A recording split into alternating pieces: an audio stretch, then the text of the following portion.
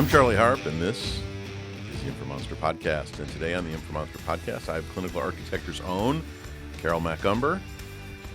Good morning, Carol. Good morning, Charlie. And today on the Informonster podcast, we are going to talk about something near and dear to Carol's heart, and that is HL7. Now, I'm going to ask you some questions that people probably don't normally ask you about HL7. This is kind of like gotcha journalism. The first question that I'm sure you've never been asked before about HL7 is how exactly do you spell that? You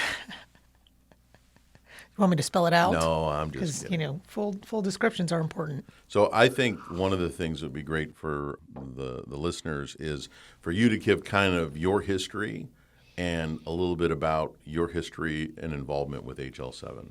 Sure. Straight out of graduate school, I started with a company called Apollon.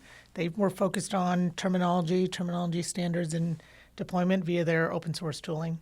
I had the opportunity to attend my very first HL7 working group meeting.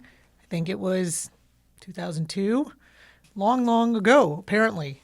And it was extremely eye-opening, I guess I should say, as a young informatics person just starting out, seeing how the sausage of standards was made, and having some of the pioneers in informatics, on the booths running work groups. I think Stan Huff, who I'm sure lots of our listeners know, he's actually been on our podcast, I think was chair at that time. And many of the folks who I consider mentors were, working on the initial standards that were being developed. From there, I spent many years kind of just attending and learning and really soaking things up so that I could apply some of the standards in the work that I was doing at Apollon. And it eventually kind of evolved into me not ducking fast enough, to be honest, and having somebody nominate me to become a terminology infrastructure, or what was vocabulary work group then, to become a co-chair. And, they did me a favor, honestly. I had, really kind of was reluctant about taking on a role like that. Still, feeling like quite a new kid and wet behind the ears as far as my understanding and my ability to contribute to the standards. But, it turned into something, that I think will be one of my fondest memories and or achievements, depending how things go here, of my contribution. So that was, maybe a decade ago. Since then, I've also taken on roles in the HL7 Terminology Authority, which, was kind of rolled up into what is now the Terminology Services Management Group. And you're about to take on a new role at HL7. I am, yes. So as of January, I'll be the chair-elect for the HL7 Board of Directors, and we'll spend a year, hopefully, learning as much as I can about the board and their role in guiding HL7 as an organization, and engaging the community to continue to evolve standards. And then I'll, take the helm a year after that for 2 years, and then get to be past chair, and help mold and mentor, hopefully, the incoming chair thereafter. So 4 years in total as a member of the HL7 board. So, we'll get into the weeds a little bit on HL7 and what HL7 does, but when you think about HL7 as an entity, what would you say you think its strategic objective is, or its mission statement? What is the mission of HL7? I think for me, and again, I guess slight disclaimer, and that I'm not speaking for HL7 as an organization, but, really kind of talking about it from my perspective. Its role in, delivering standards to help improve healthcare and healthcare outcomes via the standardized exchange of healthcare information. They provide the standards and the framework by which they can do that. You can do that in a hopefully transparent and intuitive way. And what does Health Level 7, why is it called that? Oh, you're going to really go... And well, I remember back in the day when I was a young man, I developed laboratory interfaces for SmithKline Beecham Clinical Labs. And SmithKline Beecham Clinical Labs used ASTM standard interfaces, which were, OBR, OBX, and those types of messages. And so when I left and I went to do other things and I ultimately came back and I was told that we're using this thing called HL7 and I saw, well, when I used it, it was ASTM. And once again, I'm talking about the 2.x version of HL7, not the CCDA and FHIR.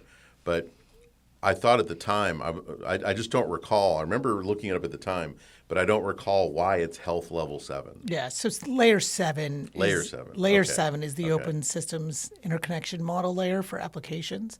Yeah. So to achieve that, you need to be able to exchange at an application level. Okay, because it's one of those things where we throw on HL7 all the time, and I was just thinking as we were sitting here talking, why did they choose the name HL7? So now we know. Now we know, at least for my Get recollection. to level 7. It's get us to level 7. So one of the things that when you and I talk about HL7, it seems like it does a lot of different things. So I think a lot of people, when they think of HL7, they think about like 2.x and the classic, messaging format stuff around 2.x. But HL7 is a lot more than that. So if you were to kind of throw out let's call them the big categories of what HL7 does, how would you categorize those things? And just as an exemplar category, the 2.x classic messaging format rules and guidelines. Yeah, I mean, I think there are some fairly large buckets, but at the heart of it is really it's a community. It's a community of individuals and organizations and countries, that are working together to create healthcare-based standards for healthcare, right? I mean, I think at the root of it, like that's how I would kind of characterize it. And they produced various things, which include base standards like V2X and V3 FHIR, CDA, but also provide education and training, right? That's critical to the future of healthcare and standards development in terms of educating folks about kind of what current standards are and engaging those folks to help develop standards of the future. So they provide education and training. They also provide like the framework to develop implementations, guides to actually utilize the standards, right? So there's tooling all around that as far as, increasing the ability for people to uptake standards and actually implement them. So it's not just the, development of the core standards, but also supporting the customization of those things for jurisdictional-based use cases. Yeah, I guess those are my buckets. So, as you know, but maybe our listeners don't know, I've been working on this picky framework, and we've kind of made the decision that we're going to turn it into an open standard for scoring patient information. And so I guess my question is, we've talked about taking that and taking it to HL7 as a I think cross-paradigm. it's kind of like how a schoolhouse thing, how a bill becomes I'm just a law. a bill. Yes, I'm only a bill. How a bill becomes a law. Yeah. It's like how an idea, of something like this, and it is, at least I think, a really good one, becomes a standard, right? And there's a path for that. I think a lot of times, people may shy away from doing what I think we've kind of agreed to do because it can be a very long, laborious process. However, there are intermittent steps that kind of get you there and bolster a community of people to help get you there, right? We shouldn't be developing standards in silos, shouldn't be, putting it on a single individual or, single entity to try to do that. And HL7 has a path that, you can start to engage as a community. The first being, producing what we refer to as an informative white paper to say, hey, here's what the problem is I'm trying to solve, and here's how I think I'm going to go solve that problem, utilizing existing standards or establishing a model for a new one, right? And so I think our first step will likely be that, produce an informative white paper about the picky framework. And then from there, you're able to create, a standard for trial use and get it out into the larger community, go through the HL7 and ANSI certified process for balloting, get community feedback, and through that feedback, people engage, and they engage in sometimes disagreement, right? But that's the beauty of, at least I think, the beauty of the process, where you can get a diverse set of feedback to ultimately improve the standard that you're proposing, which is the goal, right? I mean, I think, ballot resolution, for those of us who've gone through it, I mean, it's a slog. It can be a slog. But what comes out of it, I think, is a standard that's better for the greater good. So when you think back on your history with HL7, is there anything, because I know you've done a lot over the years with HL7, but is there anything you look back on or let's say things that you look back on and say, I'm really proud of that thing?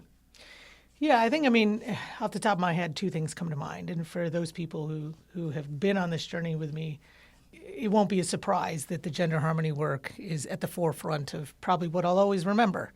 And that, drive to help better represent the community and, solve a problem that, was like a can that got kicked down the road a lot. Yeah. To disambiguate sex and gender and be kind of a little bit more specific about how we should be representing that in standards.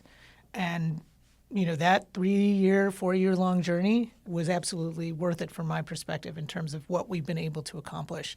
See it being, mentioned in things like USCDI and various others. And talked about on the Informonster And talked about on the Informonster I forget podcast. which episode, but yeah. It was Please refer to that previous episode and give it a listen.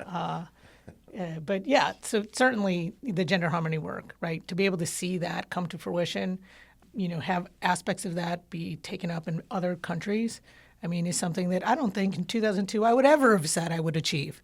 In many ways, I still feel like a new kid on the block because there are people who are so passionate about HL7 that they have been doing this for 30, 40 years and will continue, I think, sometimes into their retirement, and still contributing, which is amazing to me, that people are that passionate about doing something that honestly they're doing as volunteers. Yeah. That's... Right. I mean, there are absolutely instances where there's corporate support, like here, where it's part of what we feel is important, and therefore, we're putting our assets into that continued development, but it's mainly volunteer-based. So that being the first. The second, which I think, is something, that on the board I hopefully will help continue to focus on, is mentoring the next set of HL7 contributors and members and co-chairs.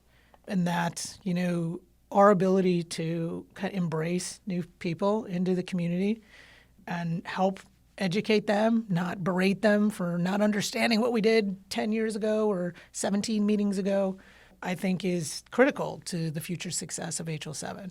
I think that's one of the things that can be challenging in a community with a long history is not to become insular, where, it becomes so cliquish and closed that new people, can't feel like they belong and contribute. And, my experience on the periphery of HL7 is that it's a very welcoming group. It's a very open-minded group. And you're right. When it comes to this kind of volunteer work, it's more than it's not a job for the people that are involved in it. It's really more, it's something typically people are very passionate about. And they build these lifelong relationships in this community, and they have a sense of purpose about it. And it's really cool when you're a part of something like that. So when you think about, so we had 2.x, which is still out there. We have CCDAs, which are still out there. We have FHIR, which is a lot of initiatives wanting to push FHIR for a lot of good reasons. It's a more robust standard than we've had historically, and it came around during a time where we had the technology and the bandwidth to support something like FHIR. When you think about the future of HL7, what are some of the things you think are going to be impactful or significant? Well, I mean, I think like everything else, we have to be able to evolve with technology and advancements. And obviously, if I don't say the word AI in this podcast, it maybe gets screened by people because it's everywhere you are, everywhere you go. Every conference we attend, every initial conversation we have with folks was what is your approach to harnessing and utilizing artificial intelligence and large language models and so on. But how do you see AI playing a role in something? Well, like I don't a necessarily standard? think that AI will play a role directly in the standards development.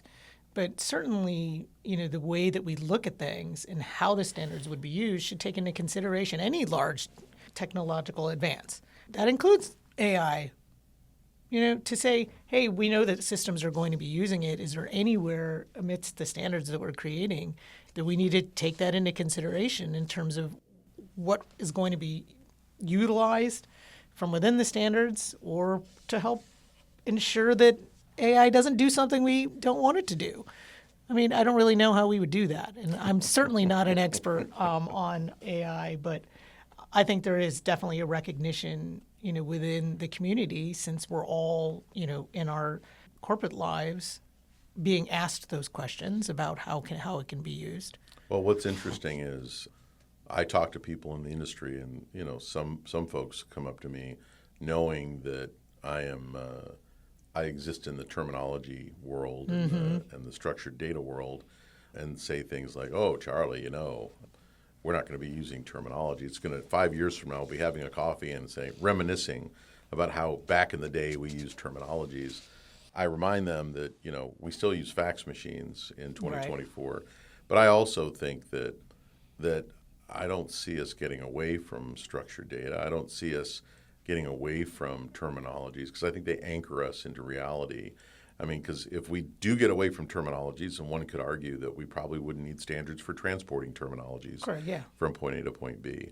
And I think that when someone takes a step back and looks at the broader ecosystem, it's a little naive to think that the entire healthcare industry will shift in even a 10-year period to something that is fundamentally different than what we do today. Right. And what, at least I understand, kind of the terminology community, the view on that, is really terminology, and the terminology models that are in place in our standard terminologies, like SNOMED in particular, can be used to help train, AI to do a better job of parsing text.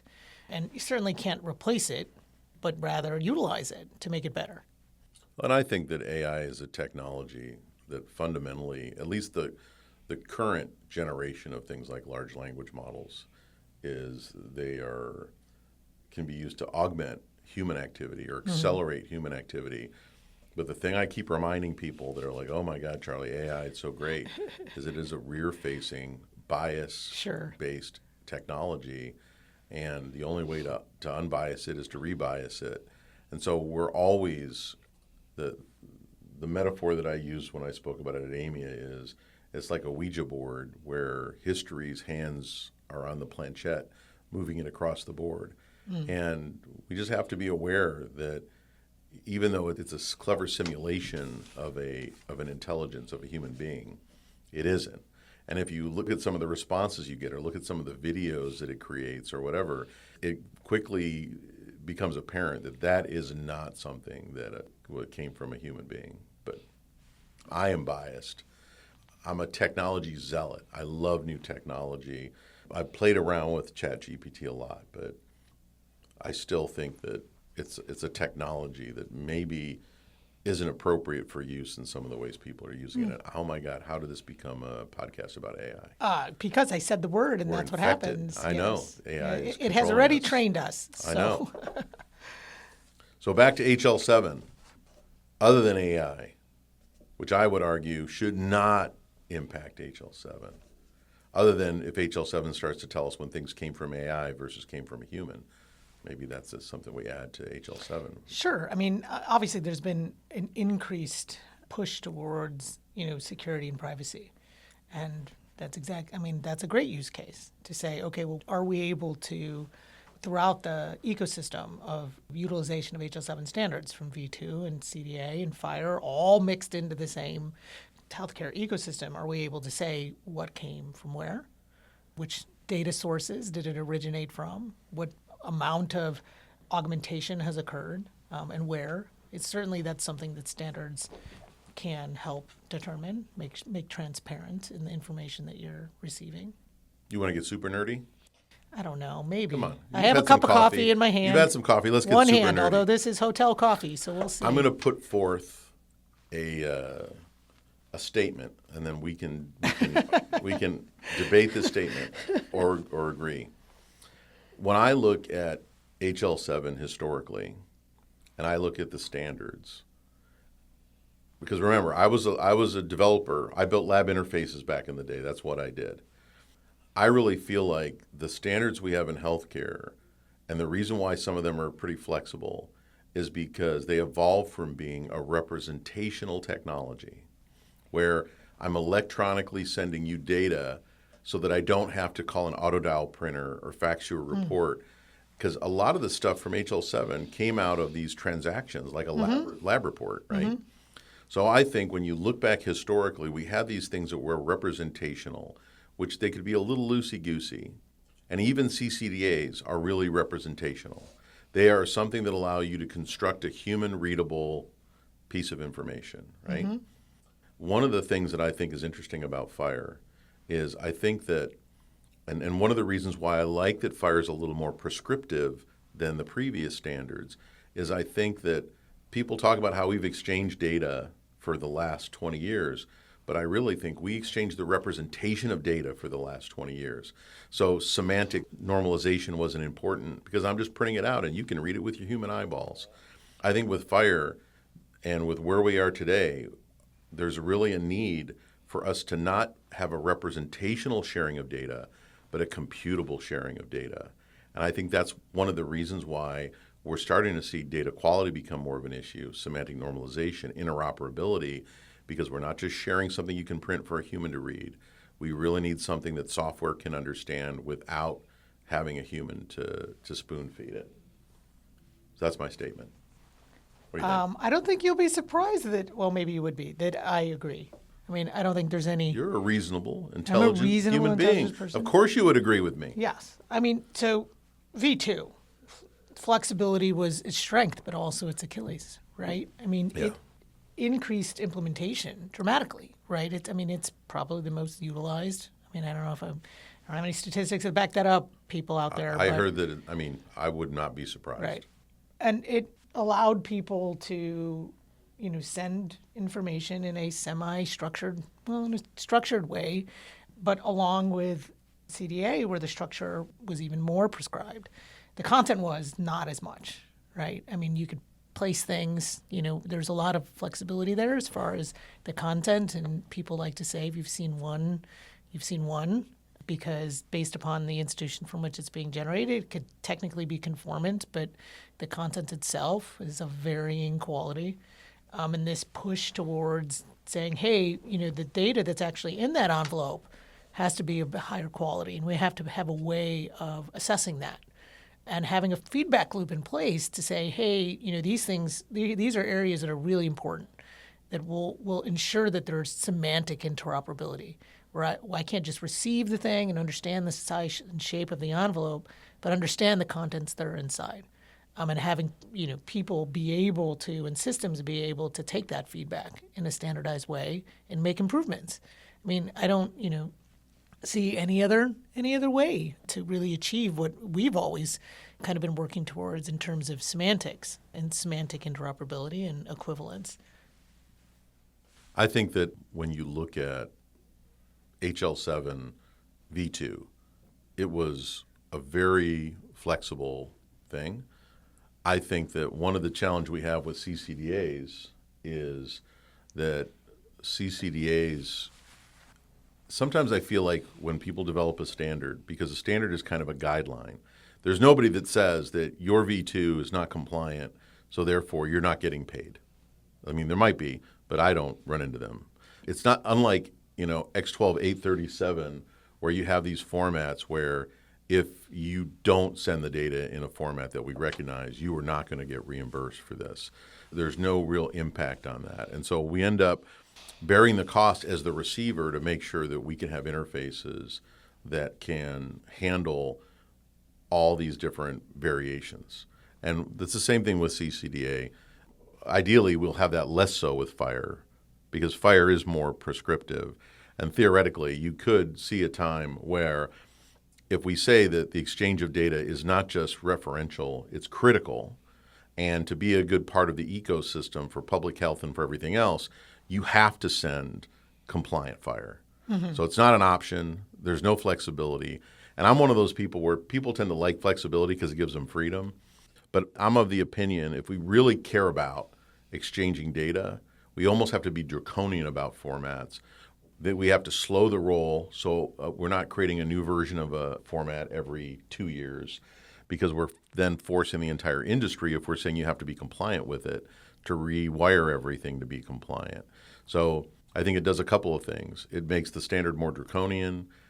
It makes it so you almost have a minimal viable set of information that you have to exchange, which is kind of where things like US CDI come in. And then you have to basically tell the industry, we're not going to change this every 2 years, right? Does that make sense? It makes sense. I mean, I've been waiting for this moment in the 5 years that I've been working here to turn the podcast around on you and ask you a question, Charlie Harp. Oh my God, I'm ready. You know, one of the things that people love about FHIR is that it's the concept of extensions is baked into the approach. Mm-hmm. With too many extensions, what does that do to our draconian standard? I mean, it's one of those things where it goes back to the siloed nature of healthcare. I'm a firm believer that healthcare evolves from the edges, which is why I don't think we can have one terminology to rule us all or one model to rule us all. I think that we don't want to stifle innovation by saying this is the way we do it. So things like extensions and those things are good. I think that if what we're saying is this is a way that we exchange data, we can't expect that if we create an extension, unless it's for a particular business purpose or a particular industry purpose, if everybody creates an extension, then we don't have a standard. A standard is something that we all agree on. So I think that if nothing else, an extension is an innovative mechanism to evolve the standard in a particular direction, but we shouldn't have 1,000 extensions happening at the same time. I mean, I think you can, but I think what you're really doing then is you're going back to this world where you're like, well, maybe we don't have a standard. Maybe we just all kind of do our own thing, and we throw something at you, and it's on you to figure out how to unravel it, which puts us right back to where we are today. But that's why I'm not the interoperability czar, because I'd lock everything down and say, hey, put that down. Stop messing with that. But I think it's one of those things where it's a challenge. I mean, for example, I was looking at US CDI version 4, because this is the other thing that happens sometimes with standards. It happens with standards, it happens with quality measures, where somebody sits down in a room and designs this thing that is an ideal thing. And then they say, this is what we're going to do. Here's an ideal thing. And, not to get in trouble with anybody, but when I think about US CDI 4, I think it looks good. I think there are things that aren't in US CDI version 3 that should be there, like every lab result should have a date and a time. That's not there. It's kind of implied, but it should be there. When I think about US CDI version 4, one of the things they added to the medication is adherence. And they say, there's going to be a SNOMED code that says whether somebody is adhering to their, well, here's my question. Who knows that? That's going to send a message, whether it's FHIR, HL7 CCDA, who truly knows whether the patient is complying with their medication regimen? It's a good question. I mean, I think there is some precedence for that in that, in the quality measurement space, they retroactively look at adherence for quality. But now, that's what I mean. Like, I wish we had this information. If we had this information, we could answer questions. Mm-hmm. But it's kind of like some of the things you see in social determinants of health. You can put a question out there, but if the person doesn't trust the person that's asking the question, or they think you're asking a question about food security because you want to take their kids away, there's so much uncertainty in that we have to solve some of these problems, and we need to figure out how we're answering that question. And with the medication adherence, unless we're asking the patient, unless the patient's sending us data saying, or they have a device, that measures every time they take the pill, which could happen in the future. Who knows? My Apple Watch might be watching me right now and saying, why didn't you take your amlodipine? It knows you're getting that refill, but you're just stockpiling it. That's right. So those are the kind of things where I think that, I guess I'm trying to think of what my actual point is with this, but it's kind of one of those things where I think with standards, we need to make sure we know what's realistic.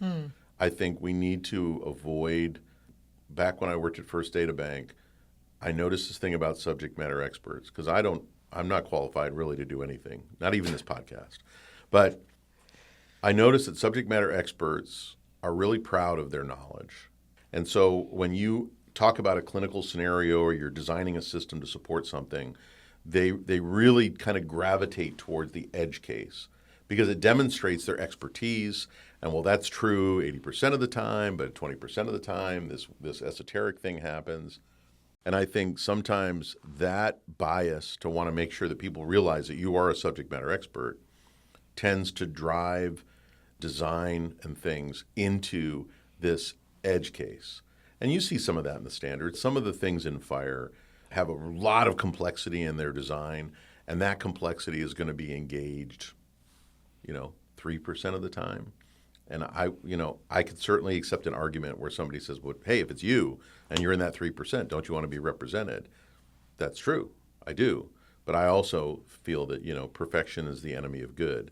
And so how do we make sure that we know what the minimal viable or the least common denominator or the most frequently used kind of pattern is, and then tell people this is what should go in the most reasonable pattern, but there could be these other situations that might be outside of that. Yeah, as far as FHIR is concerned, that's why there's at least, to me, why there's a maturity model in place, right? So that things don't become part of that core normative standard until it has been proven to be applicable to the larger masses, right? So there's a lot in FHIR, but only a portion of it is actually normative, right? And so the things that, are in there as trial use are for trial use and for people to help refine. And when they get to the point where we have, evidence and meet the criteria within the FHIR maturity model to promote them, then that's how they get promoted. So if you were the interoperability czar, all hail Carol Macumber, interoperability czar. Isn't that and you could enforce compliance with FHIR going forward.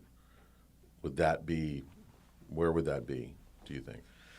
Enforce? Yeah, like you said, hey, you don't get your X, Y, and Z payments if you don't test against this standard.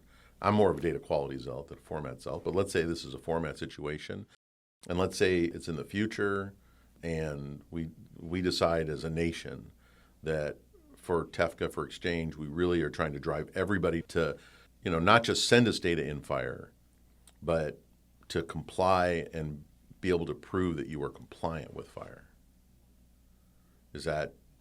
I know this is kind of a weird question. Maybe it's a dumb question too, but there is, when you look at FHIR today as a standard, there is kind of the core FHIR, and then there are extensions, and then there is kind of where FHIR is going in the future.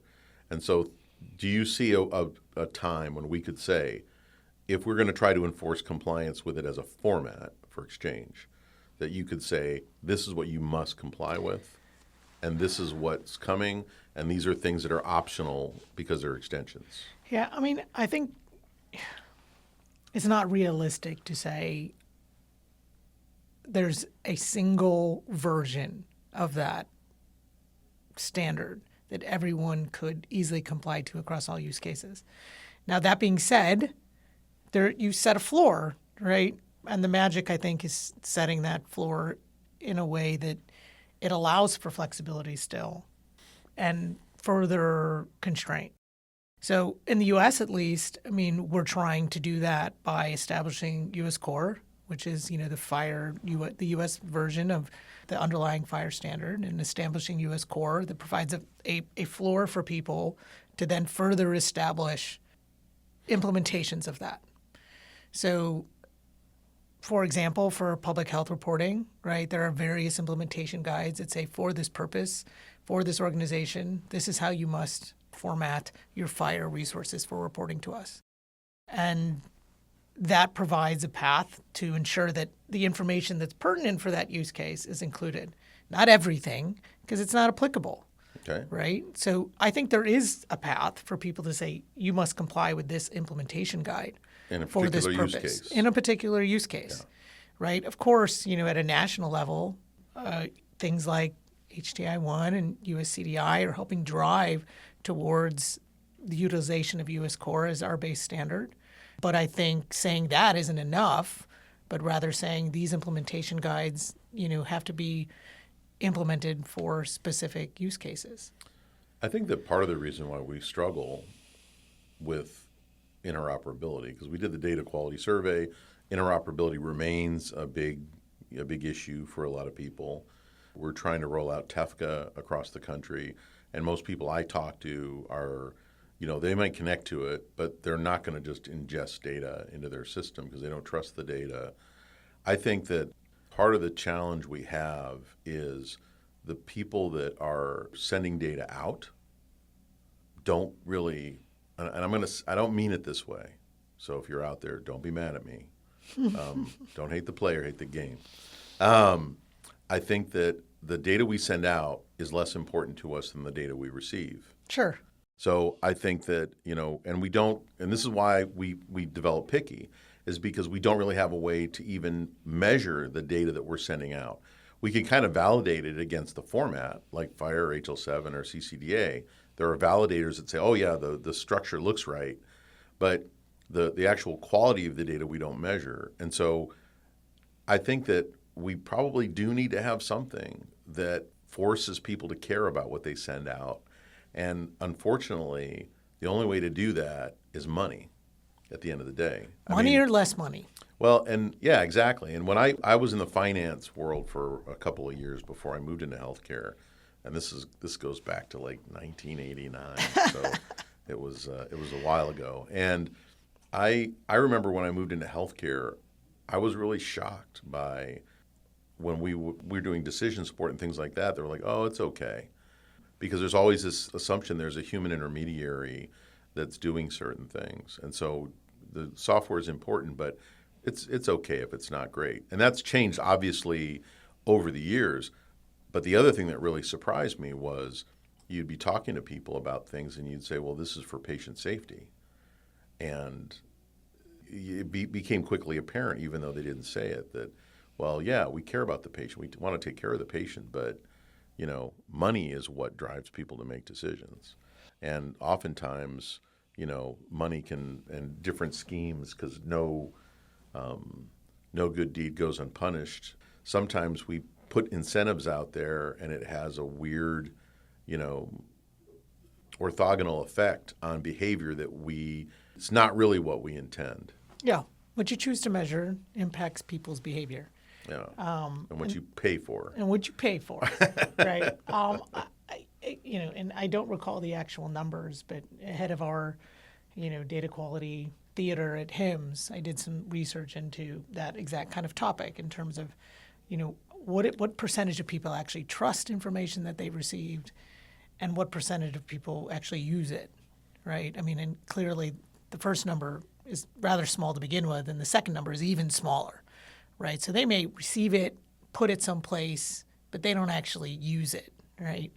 I've heard it be referred to as an ocean of data, but a desert of insight, right? Because the more data you get, and we're producing it at a massive rate. I think the number of the doubling. Every 73 days. 73 days, we're doubling our healthcare information, and that's overwhelming. Well, and a lot of it's the same stuff, over and over and over again. Inefficiencies in our healthcare system lead to. One of my concerns, frankly, about technologies like AI is, one of the things that computers do is just do what we do faster. Mm-hmm. So, maybe it can help us sift through some of this stuff, but it's certainly going to help us produce it. And Agreed. So I think that's going to be interesting. So is there anything else? You were like, Charlie, I'm not going to be good on a podcast, but you're fantastic. Well, it's because I talk a lot. Well, yeah, exactly. Yeah. If you just sat there and didn't say anything, this would be a really boring podcast. It'd just be me talking. No one wants that. No, I think as a last, parting thing, I guess, it would be remiss of me not to pay homage to everybody that's kind of helped me get to where I'm at this point, and say, that I'm really excited at the opportunity to continue to contribute to HL7 and its future. The future is bright. I want to think. And I think that, there are people that get frustrated with HL7. They get frustrated with standards, and everybody One says, of them might be in this room. Well, Two of them might be in this room. two of them might be in this room. I think standards play an important role, and I think that, you know, one of the great byproducts of organizations like HL7 and AMIA and there are other organizations out there is not only does it provide things that we all get to benefit from and leverage, but it also is a collection of really smart, passionate people who are thinking about something. And I think you can underestimate the value of that. But that thought process, the designs and the consideration, that drives the industry forward. And I would argue that people go to HL7, they have these conversations about standards and things, and they take it back to their organization. And it may have nothing to do with FHIR, but they might say, you know what? We had this conversation about gender identity, and I really think we should change the way we do things in our system so that we're separating, you know, gender identity and birth sex. And it's not necessary to even comply with the standard. Just by being part of the community, it elevates the way they think about it, the way they understand things, and it drives innovation across the entire ecosystem. So I think it's one of those things where it's like, I'll use the word virus, but I don't mean it in a bad way. It's like an idea. It's a breeding ground for idea viruses that drive the incremental evolution of our industry at the edges. And I don't think that these types of organizations necessarily get the credit for that.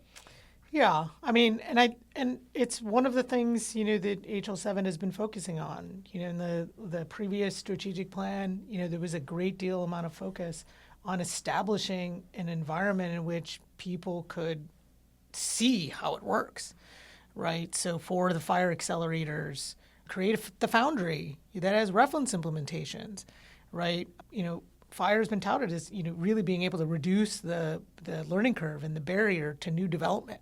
But even developers, you know, appreciate having someplace to go look at how does this already work in certain scenarios, and being able to see both client server end of how the standard is interacting for a given FHIR accelerator for a given purpose.